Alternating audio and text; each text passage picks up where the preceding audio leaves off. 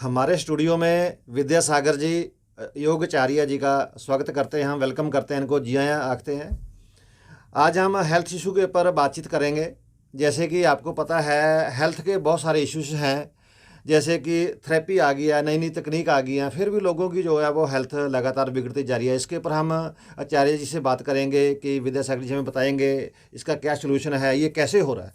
हाँ जी Vidyasagar sir, main जो health अगर हम रूट में जाके देखें ना, तो हेल्थ के ऊपर मेन जो है हमारी वो ब्रीदिंग के साथ जुड़ी हुई है, हमारी माइंड के साथ जुड़ी हुई है। तो बहुत सारी थेरेपीज आने के बावजूद भी बहुत सारी इसके ऊपर सर्चेज भी हुई है, बहुत सारे डॉक्टर्स ने भी बहुत सारी नई नई मेडिसिन इन्वेंट की है।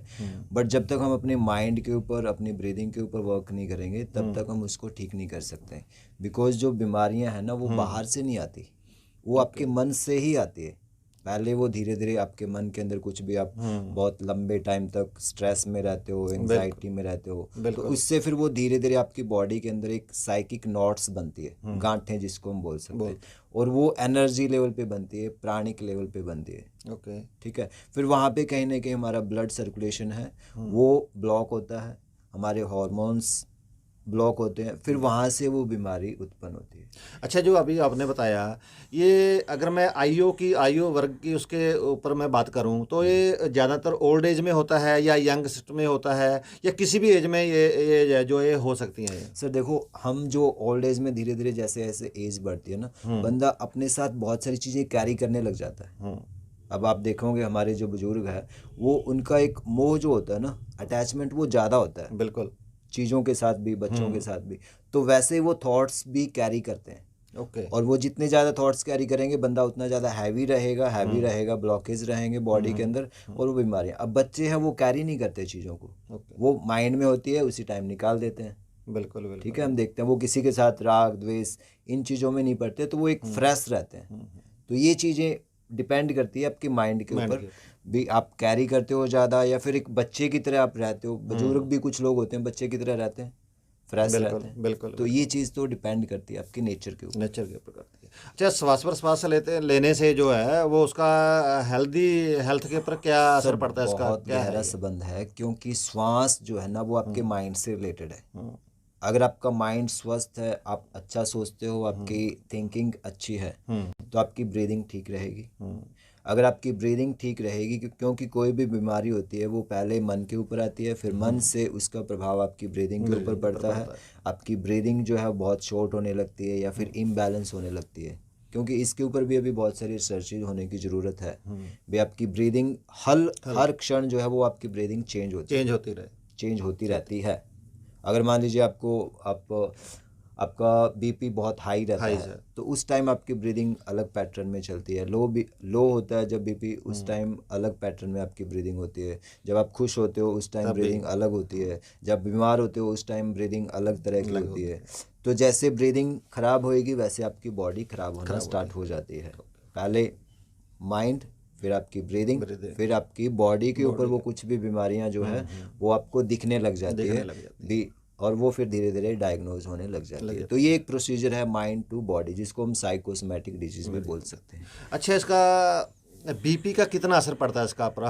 हाइपर हो जाते हैं लड़के या बीपी कम रहता है, इसका बॉडी के ऊपर या हेल्थ इसका क्या है, इसका सर कैसे बीपी पड़ता है? जब आपका बढ़ेगा तो पहले आपकी, वही मैंने जैसे बताया, आपकी ब्रीदिंग के ऊपर इफेक्ट पड़ेगा, आपकी सांस बहुत तेज चलने लग जाएगी, आपका चेहरा लाल हो जाएगा, हार्ट बीट बढ़ जाएगी, बढ़ जाएगा। आपका बॉडी के अंदर ब्लड सर्कुलेशन बढ़ जाएगा, आपके हार्ट के ऊपर प्रेशर पड़ेगा। तो ये सारी चीज़ें फिर क्या, आपके वहाँ पे फिर आपके हार्मोन्स के ऊपर प्रेशर पड़ेगा, हार्मोन्स आपके इम्बैलेंस होने लग जाएंगे, तो वो धीरे धीरे आपकी बॉडी के ऊपर इसका इफेक्ट दिखता है। तो अगर आप ब्रीदिंग को शांत करना स्टार्ट करते हो जब आपका बीपी हाई होता बीपी है, हाई आप ब्रीदिंग को थोड़ा स्लो डाउन करते हो, योग के अंदर बहुत सारे प्राणायाम जैसे हैं, तो अगर आप प्राणायाम करते हो तो उससे फिर आप अपनी ब्रीदिंग से अपने बीपी को मैनेज कर सकते हो। अच्छा, एक और हमने देखा है कि ये जो जितनी भी बीमारियों की जड़ है, एक तो लोग अपनी सेहत के ऊपर बिल्कुल ध्यान नहीं दे रहे आजकल में, मैंने देखा है खान पीन पे कोई ध्यान नहीं है, ठीक है। बिल्कुल। दूसरा जो हमने देखा है, जो तनाव है, कहीं ना कहीं वो भी इसके लिए जिम्मेवार हैं, हम हैं या तनाव है? तनाव क्यों आता है, क्या है? सर तनाव इसलिए आता है बिकॉज हम अपने माइंड को ना, अपने थॉट्स को मैनेज नहीं कर पाते। तो उससे बहुत सारी सिचुएशंस हैं, हम कहीं ना कहीं अपने कल्चर को भूल रहे हैं, ठीक है, जो हमारे एक बहुत बड़ी साइंस है हमारे कल्चर के अंदर, भारतीय संस्कृति में, जिसको हम स्पिरिचुअलिटी बोलते हैं। बिल्कुल हमारे बिल्कुल। वेद है, हमारे शास्त्र, योग शास्त्र है, तो वो चीज़ें हम फॉलो नहीं कर रहे, उनसे हम बहुत दूर, जितने हम दूर होते जाएंगे, जितने दूर होते जाएंगे हम अपने खुद से दूर होते जाएंगे, क्योंकि वहाँ पे एक वो आत्मज्ञान है। बिल्कुल और जब हम खुद से भटकेंगे तो फिर बाहर तो भटकाव है ही है, तो वो फिर हम स्ट्रेस हमारे ऊपर हावी होने लग जाता है, बिकॉज हमारा जो इंटरकनेक्शन है वो टूट जाता है। टूट जाता है। अच्छा, एक मैं और आपसे बात करना चाहूँगा इसके इसी इशू के ऊपर। अब जैसे मेडिसिन आती है नहीं, जो एलोपैथी मेडिसिन है, ये कोई भी बीमारी हो है नहीं, उसको तुरंत ठीक करने की क्षमता रखती है, लेकिन इसका साथ साथ जो है वो बॉडी के ऊपर भी काफ़ी असर पड़ता है।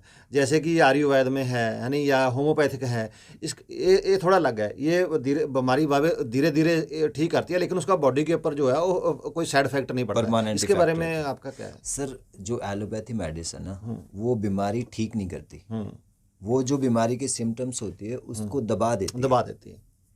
तो वहाँ पे सिम्टम्स, आप किसी भी चीज़ को दबाओगे, अब बलून है उसको आप हवा निकालने के लिए अगर उसको आप दबाओगे तो वो कहीं दूसरी जगह से हवा निकल जाएगी, तो मतलब वो साइड इफेक्ट है, वो कहीं दूसरी जगह कहीं से दूसरी आपकी- जगह। तो वैसे मतलब ही एक है, बीमारी ठीक होगी तो दूसरी उसको चिपट जाएगी, नहीं? बिल्कुल चिपट जाएगी। और अदर जो आप आयुर्वेद की अगर बात करते हो, तो आयुर्वेद भी आपका कहीं ना कहीं केवल मेडिसिन के ऊपर फोकस नहीं करता, वो भी एक तरह से साइंस है अपनी लाइफ को जीने की, लाइफस्टाइल को ठीक करने की। तो आयुर्वेद भी आपको कहता है जब तक आप लाइफस्टाइल ठीक नहीं करोगे तब तक आपको मेडिसिन की जरूरत नहीं है, क्योंकि आप मेडिसिन से ठीक नहीं हो सकते। आप जब तक खाना ठीक नहीं करोगे, अपना रहन सहन ठीक नहीं करोगे, खान पान ठीक नहीं करोगे, तब तक मेडिसिन का कोई इफेक्ट नहीं है। तो ये आयुर्वेद की थ्योरी है।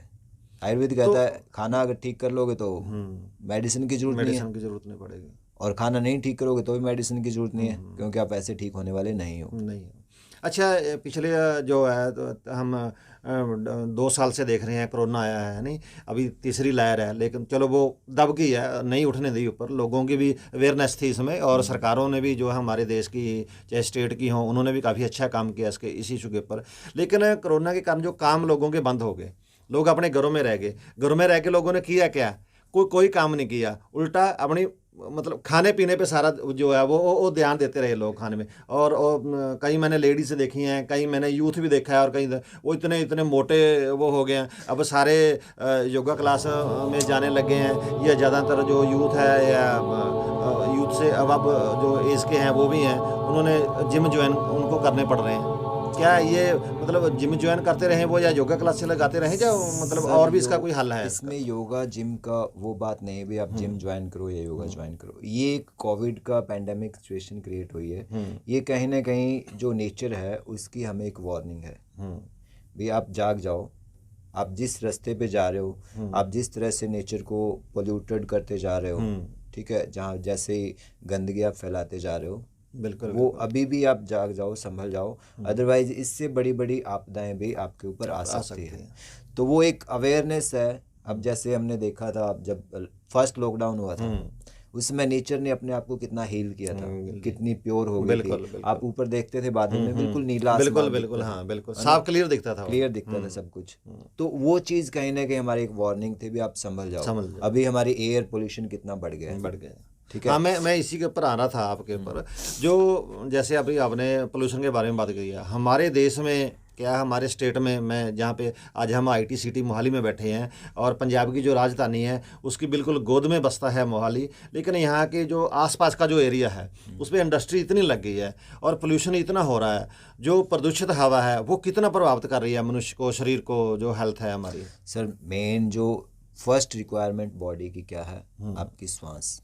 ठीक है, आप खाने के बिना 1 घंटे 2 घंटे 2 दिन 3 दिन गुजारा कर सकते हो, बट मैं आपको कहूँ आप श्वास रोक दो अभी थोड़ी देर में लेना, नहीं कर पाओगे, थोड़ा मिनट सेकंड के लिए तो कुछ हो सकता है।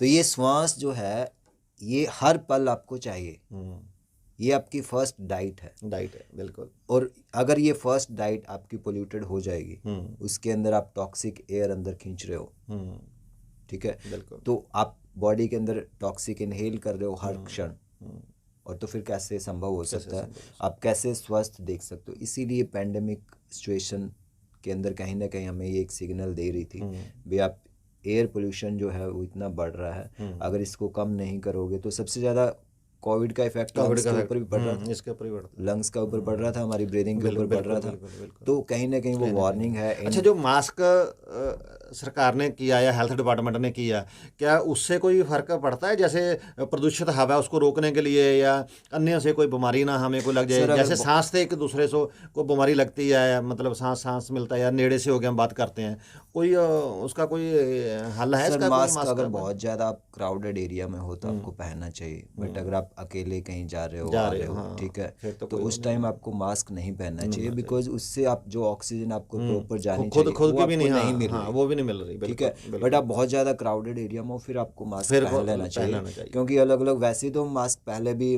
जैसे हॉस्पिटल्स में यूज़ करते थे, बिल्कुल वहाँ पे जहाँ पे बहुत सारे बिकॉज इन्फेक्शंस हो सकते हैं, तो इसमें वो एक बचाने के लिए अपने आप को ले सकते हो, बट मैं नहीं समझता भी मास्क ही इसका एक इलाज है, ठीक है। इसका इलाज है जब तक हम एयर को ठीक नहीं करेंगे, उसके लिए हमारे गवर्नमेंट आगे नहीं आएगी।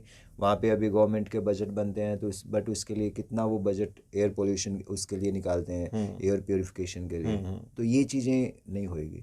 और ये हमें अपने लेवल पे भी काम करना पड़ेगा, जो भी हमारा मेन प्रोजेक्ट है ब्रीथ गुड का, तो उसमें हम मेन कहीं ना कहीं ये हम इंट्रोड्यूस कर रहे हैं लोगों को, गवर्नमेंट के ऊपर हम भरोसा ना करें, ठीक है, मतलब निर्भर ना रहे, सारा कुछ गवर्नमेंट के ऊपर, डिपार्टमेंटों के ऊपर निर्भर ना रहे, खुद भी कुछ ना कुछ खुद भी करना पड़ेगा।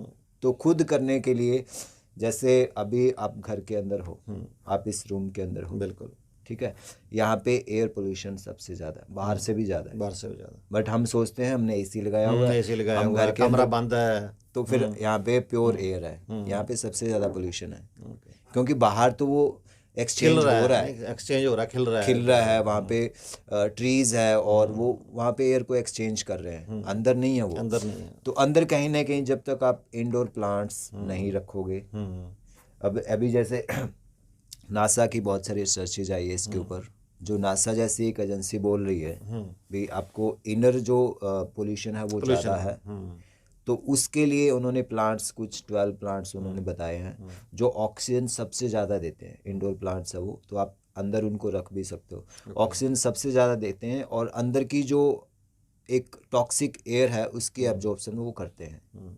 तो ये प्लांट्स के ऊपर अगर हम, जैसे हम आप ऑफिस, आपका भी ऑफिस होगा, बहुत सारे हम अपने अपने ऑफिस में काम करते हैं, वहाँ पे हम कितने लोग प्लांट्स रखते हैं, कोई नहीं रखता, तो वो प्लांट्स कम से कम वो 12 या 10 प्लांट्स हम अगर अपने ऑफिस में रखते हैं तो उससे हम, आप पूरे दिन वहाँ पे रहना है। आचार्य जी, एक हमें आप अभी ट्री के बारे में बता रहे थे, आप रुख के बारे में आप हमें बता रहे थे, ये बताइए कि जो लोग रखते भी हैं, प्लांट्स वगैरह रखते भी हैं, वो रखते हैं फैंसी रखते हैं, कोई प्लास्टिक का हो गया या कोई है नहीं फाइबर्स का कोई हो गया, और जो नेचुरल ट्रीज हैं वो रखने चाहिए, या जो फैब्रिकेटर है वो रखने चाहिए, या जो फैंसी वाले आर्टिफिशियल प्लांट्स जो है उनका कोई फायदा नहीं है, वो तो वैसे शो के लिए होते हैं, शो के लिए वो तो उल्टा प्लास्टिक है वो, तो उल्टा और आपको मतलब नुकसानदेह।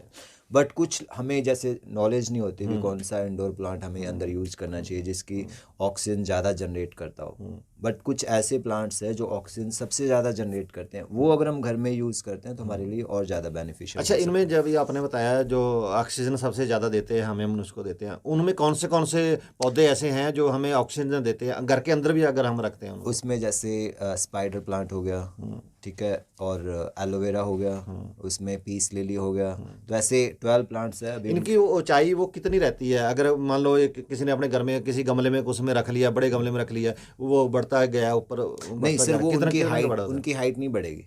वो जो इंडोर प्लांट्स होते हैं वो कभी भी बहुत हाइट नहीं देते, वो एक मेंटेन रहते हैं, बड़े होते हैं बट बहुत ज़्यादा बड़े नहीं होते वो।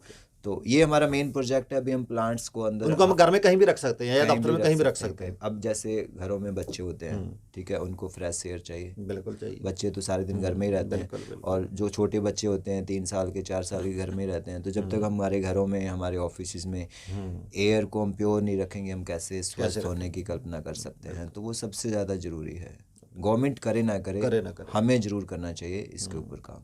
अच्छा आचार्य जी, आप आखिर के पड़ाव में हम पहुंच गए हैं, तो इसमें आप बताइए भी जो है योगा से या किसी मेडिसिन से हम अपनी हेल्थ को कैसे स्वस्थ रख सकते हैं इसको?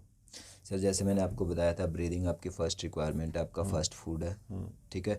तो ब्रीदिंग की टेक्निक्स भी होती है, वो जो हमारे ऋषियों ने बताई है उसको हम प्राणायाम बोलते हैं योग के अंदर। ओके। अब आप फ्रेश एयर के अंदर बैठे हो, वहाँ पे आप 10 मिनट्स 5 मिनट्स जितना भी आप टाइम निकाल सकते हो, आप उस प्राणायाम को करो। बॉडी आपके अंदर से प्योर हो रही है, बॉडी डिटॉक्स हो रही है। तो अगर आपकी बॉडी डेली डिटॉक्स हो रही है, जितने टॉक्सिन्स आप ले रहे हो दिन में, वो क्योंकि खाना भी प्योर नहीं है, बिल्कुल। तो वो कहीं ना कहीं इनहेल होता ही है, चाहे वो थॉट्स के थ्रू होता है, चाहे वो खाने में। बट धीरे धीरे आप डेली उसको बॉडी को सर्विस कर लेते हो, जैसे हम गाड़ी की सर्विस करवाते हैं उसको, जैसे हम बर्तन साफ करते हैं, तो वैसे आप बॉडी को भी, बॉडी हम बाहर से साफ करते हैं, नहाते धोते हैं, सब कुछ करते हैं, बट इंटरनल डिटॉक्सिफिकेशन बहुत ज़रूरी है। तो वो अगर हम योग से, प्राणायाम से, और हमारी कुछ आयुर्वेदिक नुस्खे भी होते हैं, तो उससे भी बॉडी हम डिटॉक्स कर सकते हैं। तो अगर ऐसी चीज़ें हम धीरे धीरे अवेयरनेस के साथ थोड़ी थोड़ी चीज़ें रूटीन में रखें, तो वो हम डेली स्वस्थ रह सकते हैं। हम बहुत बड़ी बड़ी बीमारियां जो है और डॉक्टर्स के, हॉस्पिटल्स के इतने खर्चे हैं, उनसे हम बच सकते हैं। अच्छा प्यारे दोस्तों, आपने अभी देखा विद्यासागर जी, योगाचार्य जी हमारे स्टूडियो में यहाँ पे आए और इन्होंने जो है आपको सेहतमंद रहने के लिए कितने नुस्खे जो हैं वो बताए, कैसे बॉडी ख़राब होती है, कैसे हम अपनी बॉडी को, अपने शरीर को जो है मनुष्य है वो उसको ठीक रख सकता है, इसके बारे में इन्होंने डिटेल में हमारे से बात की है। हम आपसे निवेदन करेंगे कि जो आचार्य जी ने हमें स्वस्थ रहने के लिए जो हमारे से चर्चा की है, आप उसके ऊपर ध्यान देंगे। धन्यवाद।